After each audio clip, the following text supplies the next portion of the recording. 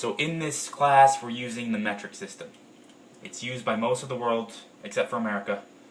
It's used by doctors, it's used by engineers, and it will be used in the Regents exam. If you walk in and say, I want to use feet and pounds, you're going to have a bad time.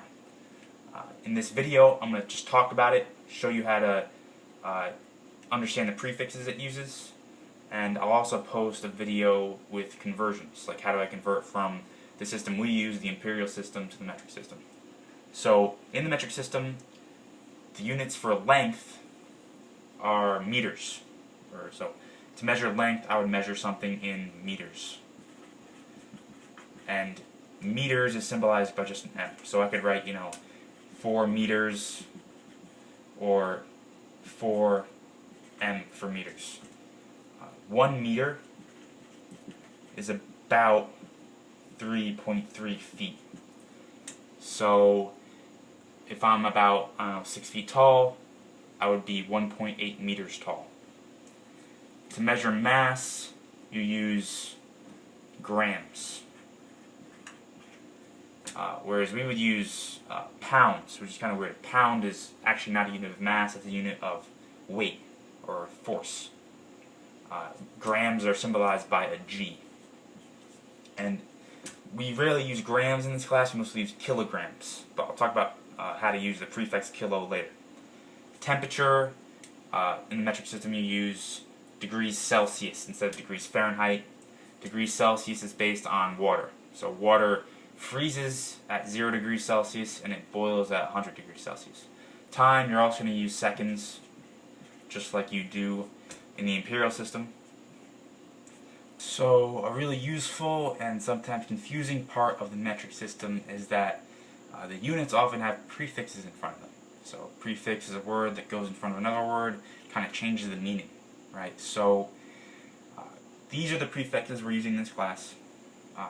Giga is represented by a capital G often, and it means 1 billion. And instead of writing, 1 billion, which I just did,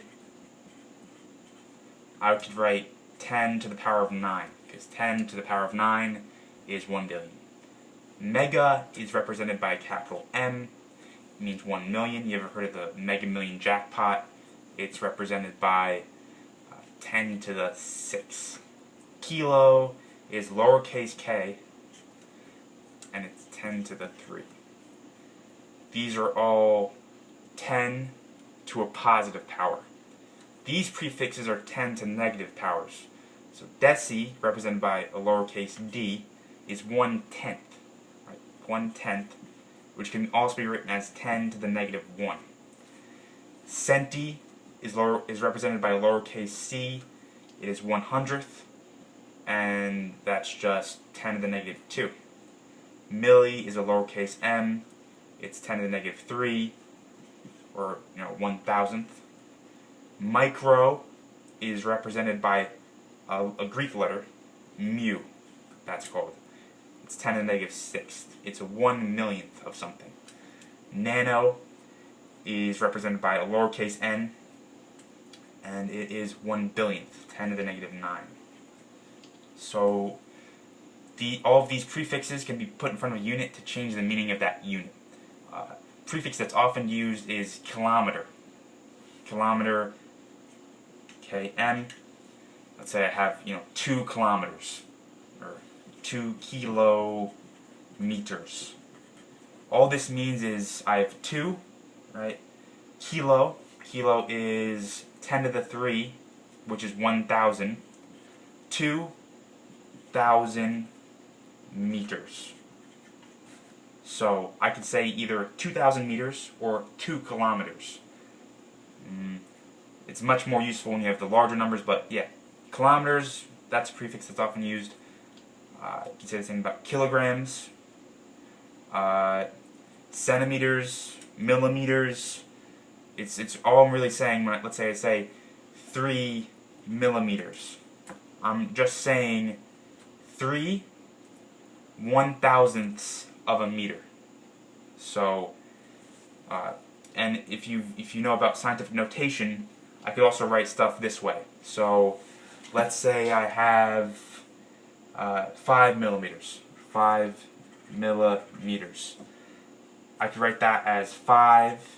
I know milli is 10 to the negative 3, so 5 times 10 to the negative 3 meters, or 0.005 meters. So you want to be able to see a prefix in front of you and know what to do. And just think of the prefix as a number. Think of it as one of these 10s to the power of something. And it makes it much easier to understand.